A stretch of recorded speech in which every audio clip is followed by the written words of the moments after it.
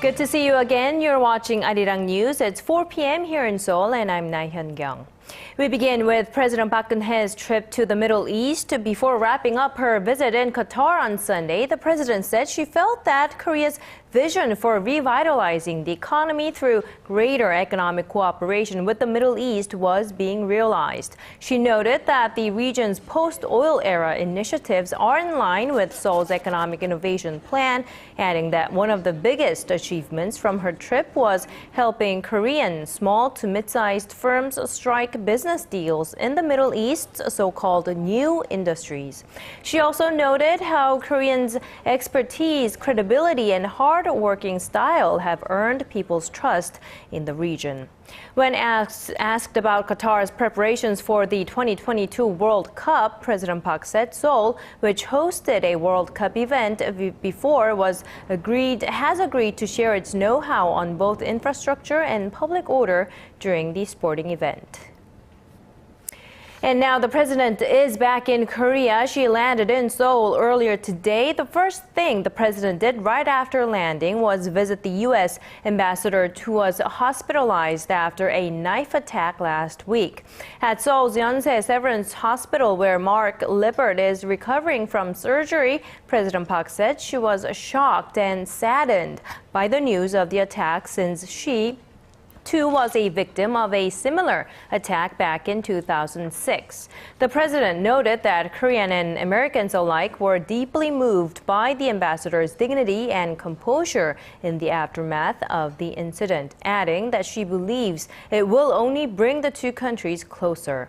Lippert said he and his family were impressed by the Korean government and people's warm support, and that he will do the best he can to further strengthen bilateral relations.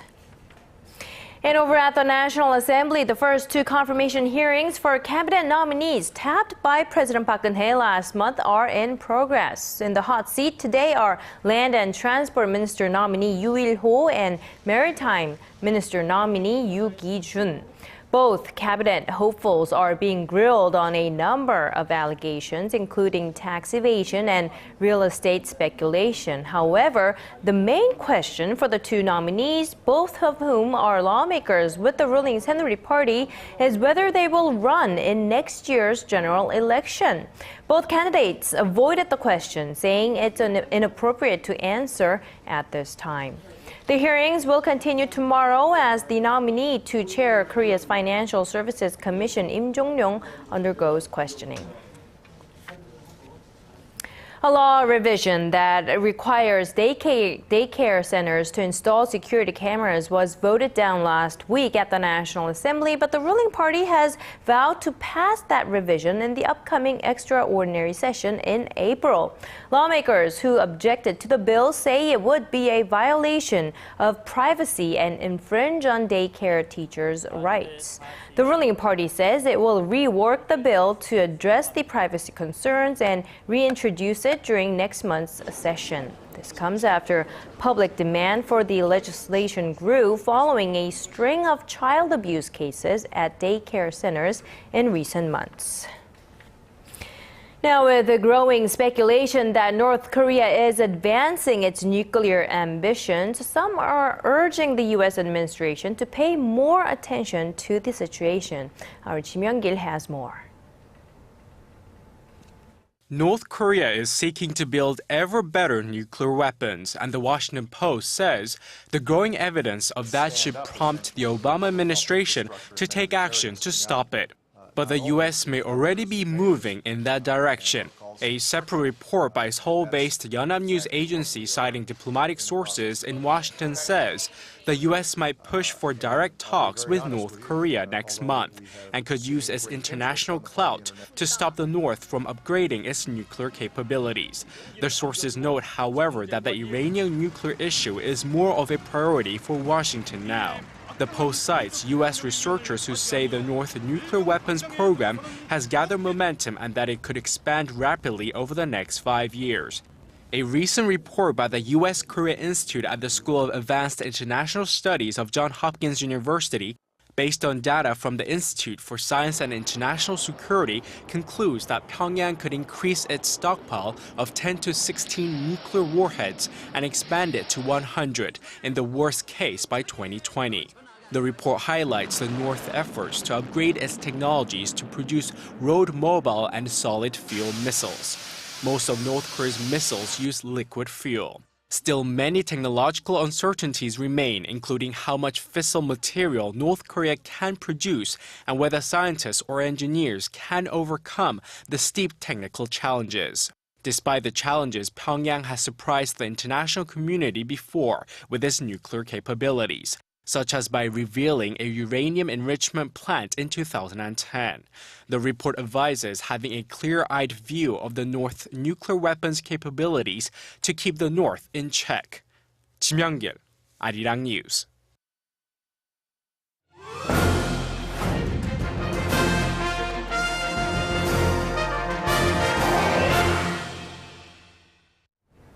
For this week's Industry Insight, we take a look at Korea's animated character market. The industry has made huge strides forward in recent years.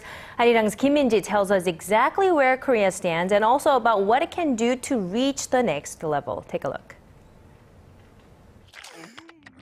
This 90-second cartoon featuring two larvae and their quirky adventures inside a drain is entertaining enough to attract viewers both young and old, even without dialogue. Created by Tuba Entertainment in 2011, Larva is now broadcast in over 100 countries and is being made into more than 1,000 products. From the early stages of development, we focused on multinationalization. Body language is somewhat universal, so we could easily create a sensation across different markets. But it's just one of few success stories. Korea has a relatively short history in the character business and lacks infrastructure and global networks. On top of this, there's still a deep-rooted perception that cartoon characters are just for kids. Disney's Frozen is an example of an animation that can be enjoyed by the whole family. Korean characters need to target people of all ages, as a larger consumer base will boost the market. So where does Korea's industry stand? The local character market has grown over 60% in the last 5 years, and it's expected to top $8 billion this year. But despite the exponential growth, it makes up less than 5% of the global market. Analysts say the government needs to open communication channels for local companies to connect with distributors and licensors from around the world. Case in point, the Culture Ministry plans to invest $350 million into the character and animation industries over the next 5 years. From the fostering of artists to facilitating production and exports, we plan to provide companies with comprehensive assistance. Roy Visual, creator of hit animated TV show Robocar Polly, says the drive is sure to boost Korea's potential. Korea has the manpower, so with systematic support for the process of creating a character or animation, local companies will be able to create stronger and better content. With the right reinforcements and time, experts say Korea will be able to produce characters as iconic as Mickey Mouse. Kim Min-ji, 아리랑 뉴스.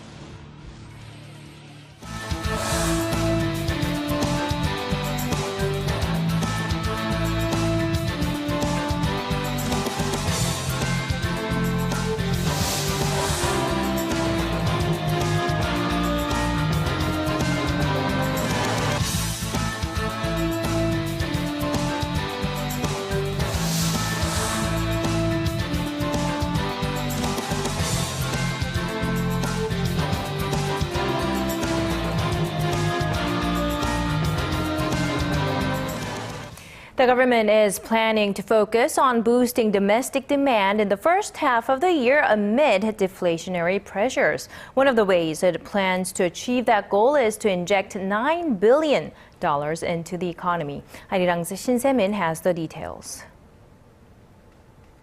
The Park administration is planning to invest 10 trillion won, or roughly $9 billion in the first half of the year to help lift the economy out of the doldrums. The money is part of a $41 billion revitalization fund set up by the Finance Ministry last year. The ministry had earmarked $9 billion this year from the remaining $13.5 billion. The state-run Korea Institute of Public Finance says allocating more than half of the budget in the first part of the year will help grow the economy by 0.23 percentage points as opposed to dispersing it evenly throughout the year. The government hopes to increase the minimum wage and stimulate domestic spending to prevent the economy from falling into deflation. Finance Minister Choi Kyung-hwan has repeatedly emphasized the need to raise the minimum wage to revive the economy.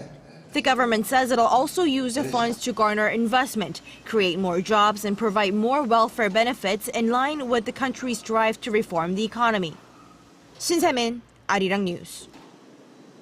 And speaking of the minimum wage, latest data shows Korea's lowest legal wage is neither that high or that low compared to other OECD nations. According to data released by Economic and Social Development Commission and Korea Employers Federation on Monday, the annual minimum wage stood at just over $12,000 in 2013, ranking Korea 14th out of the 25 OECD member countries surveyed.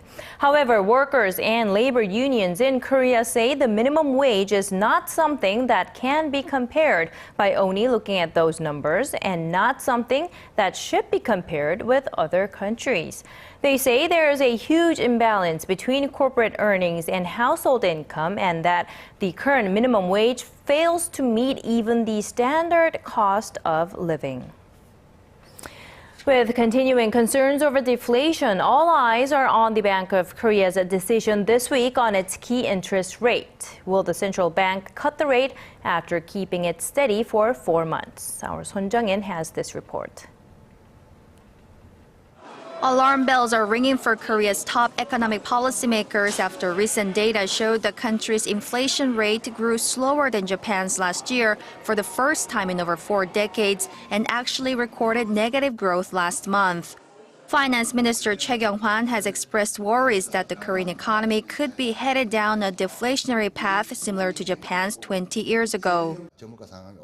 We are deeply worried that the economy is slipping into deflation amid prolonged low consumer price rises. Excluding an increase in cigarette prices, Korea's consumer price growth has moved into negative territory. Some are demanding the central bank roll up its sleeves to address the worsening situation. Unlike Japan and the Eurozone that are slashing interest rates and easing their monetary policies, Korea has kept its rate steady at 2% for the past 4 months. Amid growing pressure to lower its interest rate, the Bank of Korea is paying close attention to the growing value of the Korean won against the yen and the euro. Korean exports to Japan and the EU plunged in January. We are watching the appreciation of the won against their currencies. The Bank of Korea's next rate decision meeting takes place on Thursday. 18 countries have cut rates in the first quarter of 2015. Experts say Korea needs to do the same to help the country's exporters retain some price competitiveness in global markets. Son Jung-in, ARIRANG News. Korea's tech giant Samsung Electronics saw its net sales in Korea slumped to an 8-year low last year. According to an audit report, Samsung's domestic sales came in at $18.7 billion in 2014, down 9% from a year earlier. The weak performance of its mobile division has dragged on its domestic sales. Samsung's mobile division saw its net sales tumble nearly 20% to about $10 billion last year. Yet, Samsung's latest Galaxy S6 has received relatively good reviews globally after it was unveiled ahead of this year's Mobile World Congress in Spain. But will it be enough to cement Samsung's position as one of the premier players in the market? ARIRANG's Song Ji-sun filed this report from Barcelona. Samsung's distinctive blue and white flags welcomed more than 90,000 visitors to the Korean company's booth at this year's Mobile World Congress in Barcelona. And this year, the spotlight was on Samsung's latest Galaxy S6 smartphone models. With a slimmer design and wireless charging system, the unique look and feel of the phone was what captivated crowds the most.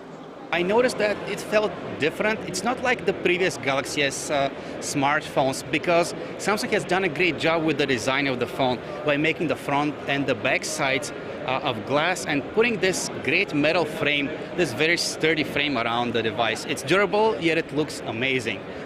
While the Galaxy S6 was grabbing the most attention, a market follower wanted Samsung spectators to drop by its booth too. Just across from Samsung sits Huawei, the world's fourth largest handset maker. As the event's official sponsor, Huawei had the most floor space, and the Chinese company did not waste an inch of it, displaying everything from handsets to Internet of Things devices such as CarFi, setting up a Wi-Fi environment in a moving car. And we are very happy to see the friends from everywhere visit our booth, have a discussion. Huawei benefit from that, and also Huawei want to share with all the friends what we have in our R&D and our understanding for the future's roadmap. Huawei also unveiled its first smartwatch, and while its features are not as advanced as those offered by its Korean rivals, the company is expected to gain ground quickly, as 13% of its annual revenue is pumped back into R&D. That's double the 6% Samsung has set aside for R&D over the past 2 years. Market watchers say Korean manufacturers like Samsung and LG are going to have to up their game if they want to stay at the peak of the global market. 송지선, ARIRANG News, Barcelona. Bringing you the fresh updates from stories breaking in Korea and abroad. We give you a bigger and better picture of the world. Join Laah Hyun-kyung live from Seoul. Every weekday, only on ARIRANG.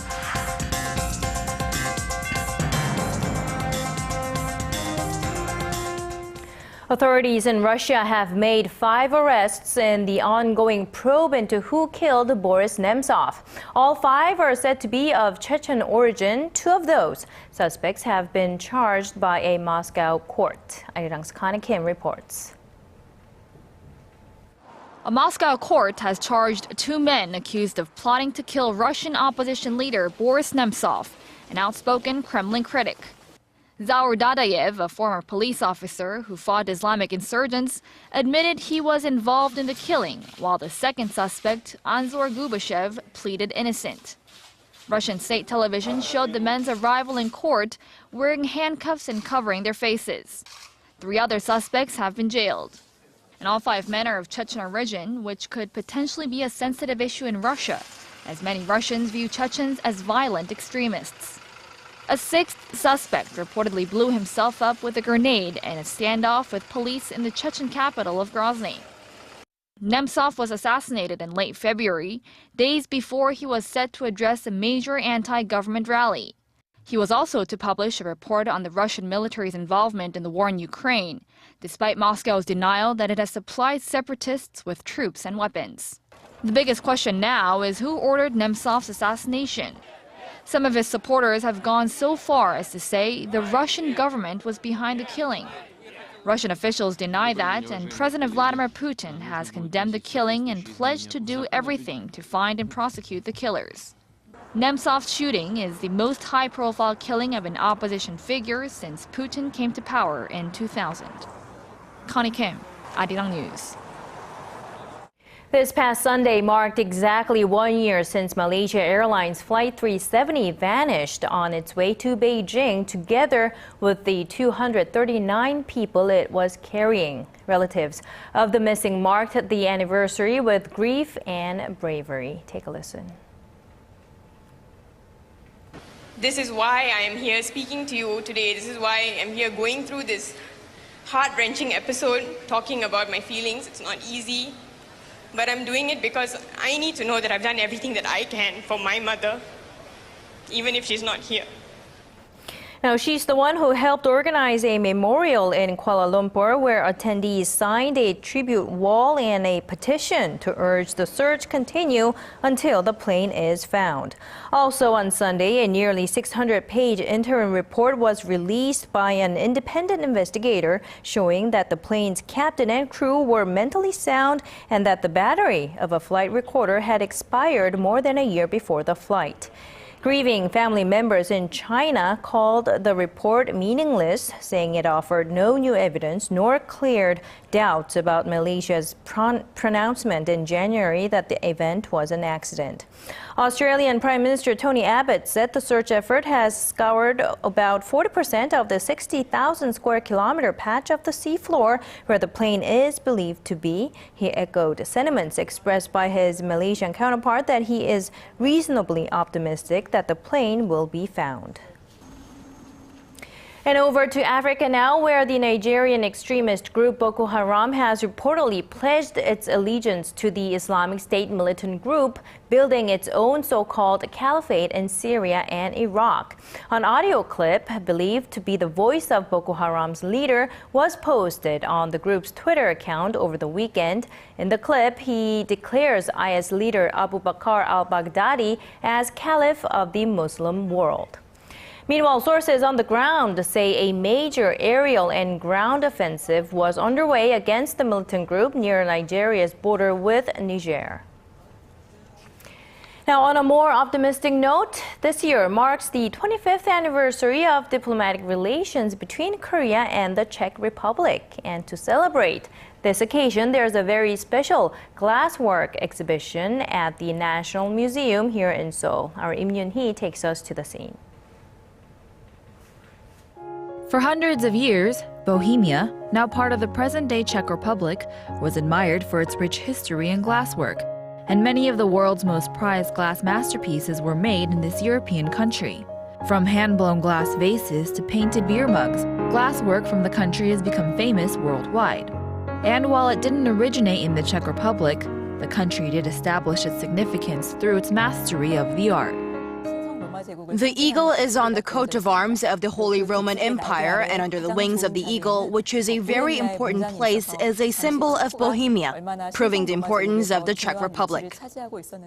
To mark 25 years of diplomatic relations between Korea and the Czech Republic, the National Museum of Korea has opened an exhibition featuring 343 original handcrafted Czech glass pieces. The glassworks were flown in from the National Museum of Prague and the Museum of Decorative Arts in Prague. At the end of the 19th century, glasswork schools and artists emerged. Their work was in demand and designed according to people's needs, which is how the Czech Republic became famous in Europe for its glass. The exhibition displays everything from stained glass pieces that were once displayed in churches to small creative glassworks to show the mastery of the glass artists of Bohemia. Im Yun-hee, ARIRANG News.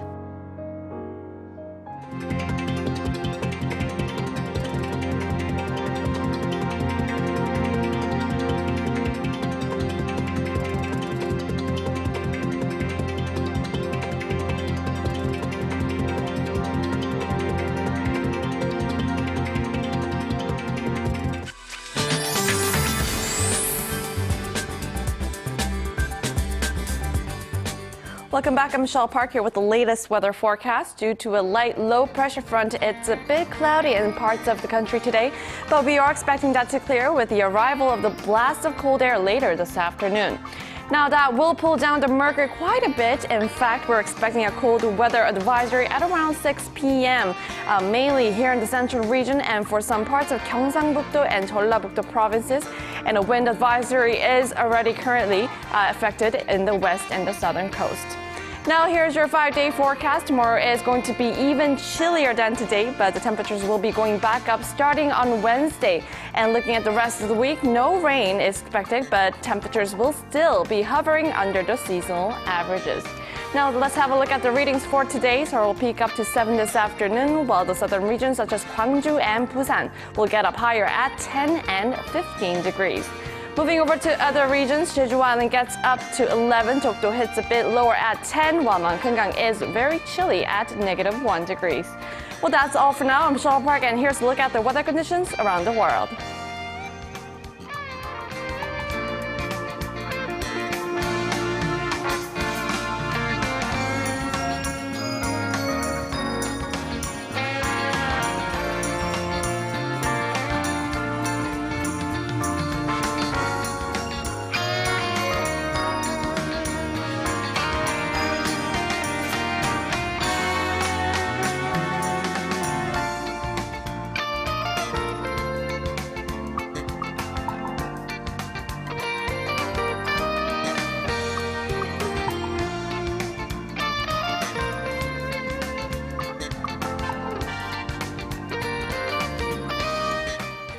And that's the end of ARIRANG News at this hour. I'm Laah Hyun-kyung. Thanks for watching. We'll be back with all of that and more at 6 p.m. Korea time.